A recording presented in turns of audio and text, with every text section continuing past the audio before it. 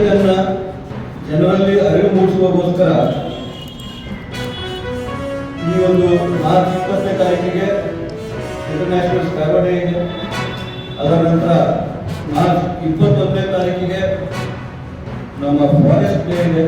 22ನೇ ತಾರೀಕಿಗೆ ಜಲ ದಿನಾಚರಣೆಯನ್ನು ಆಚರಣೆ ಮಾಡ್ತೇವೆ. ಇವೆಲ್ಲವೂ ಕೂಡ ನಮ್ಮ ಒಂದು ಜೀವನ, ನಮ್ಮ ಒಂದು ಏನು ಎಕ್ಸಿಸ್ಟೆನ್ಸ್ ಇದೆ, ಆ ಎಕ್ಸಿಸ್ಟೆನ್ಸ್ಗೆ ಕಂಪ್ಲೀಟ್ ಆಗಿ ಡಿಪೆಂಡೆಂಟ್ ಇರುವಂಥದ್ದು.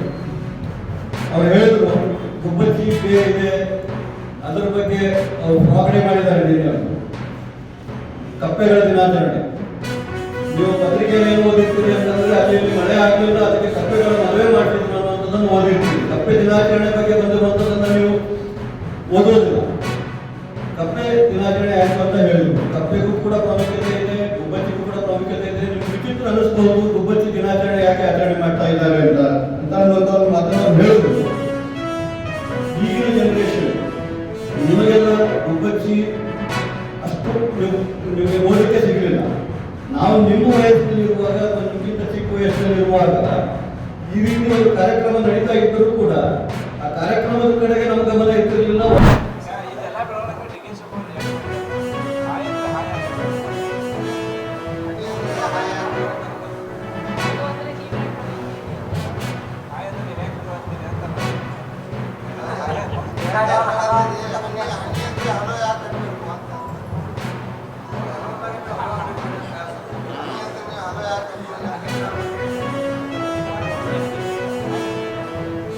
ನೋಡ್ಬೇಕಾದ್ರೆ ಅವರು ವಿಲ್ ಪವರು ಅದ್ರ ಮೇಲೆ ಡಿಪೆಂಡ್ ಆಗ್ತಿಲ್ಲ. ವಿಲ್ ಪವರು, ಎಕ್ಸ್ಪೀರಿಯನ್ಸು, ಅವನ ಪದ್ಧತಿ ಮೇಲೆ ಅದು ಒಂದು ಸಲ ಆದಾಗ ಅಟ್ರಾಕ್ಟ್ ಆಗುತ್ತೆ, 2 ಸಲ ಆಗ್ತೈತೆ ಅನ್ನೋದು ಅವನ ಕೆಪಾಸಿಟಿ ಮ್ಯಾಗ. ಅವ್ನು ಗಟ್ಟಿ ಇದ್ದಂದ್ರೆ ಅದು ಆಗೋದಿಲ್ಲ. ಸ್ವಲ್ಪ ವೀಕ್ನೆಸ್ ಇತ್ತಂದ್ರೆ ಏನು ಮಾಡೋದು, ಒಂದೇ ಸಲಕ್ಕೇನ ಮೊಬೈಲ್ ರಿಂಗ್ ಆಗಲಿಕ್ಕೆ ಶುರು ಆಗಿದೆ. ಡಿಪೆಂಡ್ ಅಪಾನ್ ಅವನ ವಿಲ್ ಪವರು, ಅವನ ಅನುಭವ. ಅವ ಏನು ಮೊದಲೇ ಹಿಂಗೆ ಆಗ್ತಿತ್ತು ಅಂತ ಅವನ ಹೆದರಿಕಿತ್ತಂದ್ರೆ ಅವನು 10 ಸಲ ಹಾಯ್ ಆದರೂ ಅವೇನು ಆ ಕಡೆ ತಿರುಗಿ ನೋಡೋಲ್ಲ.